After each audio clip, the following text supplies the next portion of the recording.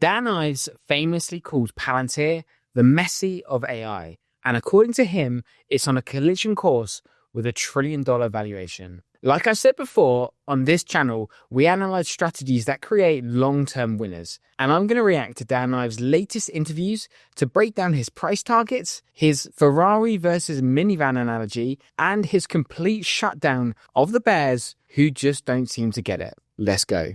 Finally, Palantir, Messi of AI, as you played, Dan.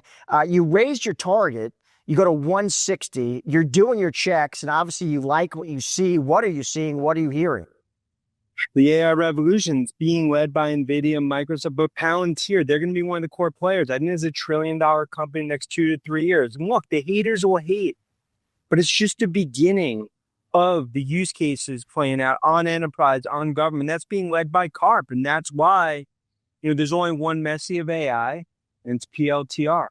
The Messi of AI. That's not just a casual compliment. Messi isn't just a great soccer player. He's a generational talent who fundamentally changed the game and perception of what was possible. When a top analyst like Dan Ives uses that specific title for Palantir, he's actually making a massive statement. He's saying they aren't just a player in the AI revolution, they're the defining player. And he immediately backs it up with the boldest prediction you can make: $1 trillion company in the next 2 or 3 years. This is hype, but this isn't just hype from a fan account. This is a clear, high conviction from a Wall Street heavyweight. He's setting the stage for an epic battle between the old way of thinking and the new AI reality. What do you say to the skeptics, Dan, the bears, who will say, listen, and they've been on the show, and I've asked them, they'll say, listen, I like the tech, they'll tell me. I like the fundamentals. I don't like the valuation. It's an irrational valuation is how they'll put it. They'll say that these levels, the risk reward does not look attractive. What's your response?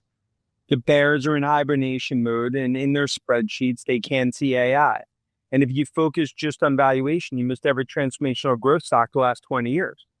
And Palantir, they hated 15, despised it at 50, yelling at 100. It's going to continue.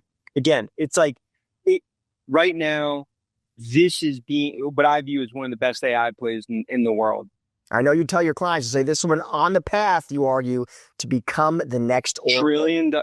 It's the next Oracle, the $1 trillion path. They're in a left lane, a Ferrari going 100 miles an hour, while the competition's in a minivan going 45 miles an hour right lane. This is, without a doubt, the most important point for anyone watching. Dan Ives directly confronts the number one argument against Palantir, the valuation, and his response is brilliant. The bears are in hibernation mode, and in their spreadsheets, they can't see AI. He's saying that you cannot use old world tools to measure a new world revolution. A simple spreadsheet running a discounted cash flow can't model exponential, transformational growth. It's designed for predictable businesses, not for category-defining pioneers. And then the Ferrari versus minivan analogy, it's so perfect. It's not just that Palantir is growing faster, it's that they're completely different classes of vehicle. They are operating on a different level of technology and speed while the competition is stuck in the slow lane. He's not just dismissing the bears, he's telling them they're watching the wrong race. And so you mentioned a few of the other themes that I wanted to get to as well here. You, of course, are tracking Palantir and another name that's seen new record highs. What do you think is really contributing to the mindset around the trading and the thesis for Palantir right now?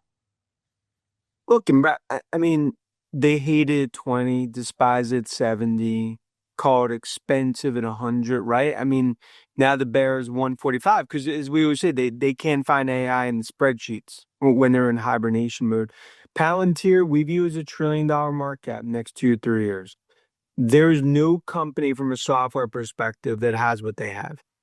And I think now as they go further and further after the enterprise, as sovereigns go down the AI path, this is just the beginning of what's going to be a golden age of Palantir. And I think, look, is it expensive today? Of course. But if you look out 2, 3, 4 years, I mean, we're going to be talking about one of the most transformational companies in the world. And so within that transformation, they also might need to see a transformation of their own that you started to allude to there. And I just want to hit on that because they often talk about how much their contracts are intertwined with government entities. To what extent do you think we see that start to accelerate towards large enterprises with large recurring run rates as well.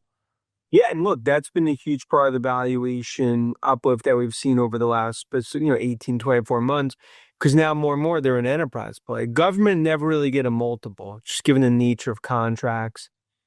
Now in the enterprise, there's no AI bake-off that Palantir is not front and center. Either they won or they're going to be at top of the list.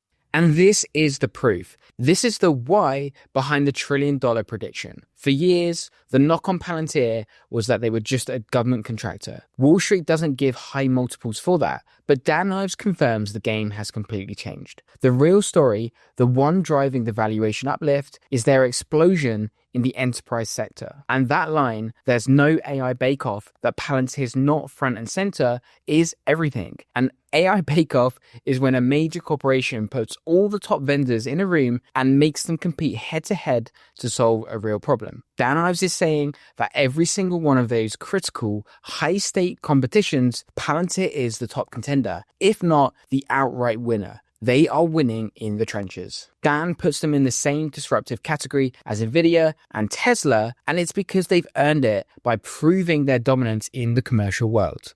And I think that's really been the difference maker, is on the enterprise, and investors recognizing they're one of the biggest disruptive technology companies in the world, along with Nvidia, along with Tesla, and I think this is just the beginning of that next chapter. So there you have it, the full, unapologetic bull case from one of the most influential analysts on Wall Street. Dan crowns them the Messi of AI and puts them on a firm path to $1 trillion, and completely dismantles the valuation argument by saying you can't simply capture a revolution in a spreadsheet. And most importantly, Dan provides the proof. They're winning the enterprises in the AI bake-offs. They're winning in the trenches. The narrative is clear. Palantir is playing a different game, and the market is recognizing it. Quick shout out, over the past month, I've had calls with a dozen business owners who found me through this channel. Turns out a lot of you are looking for ways to grow your business using YouTube, and that's exactly what we do. We help businesses make more money through smart, scalable content. Right now, we're pausing taking on new clients while we work through this surge in demand. But if you want to scale with YouTube and think we might be a fit, drop us an email using the address in the description below. If you found this video of any value, hit the subscribe button. Cheers.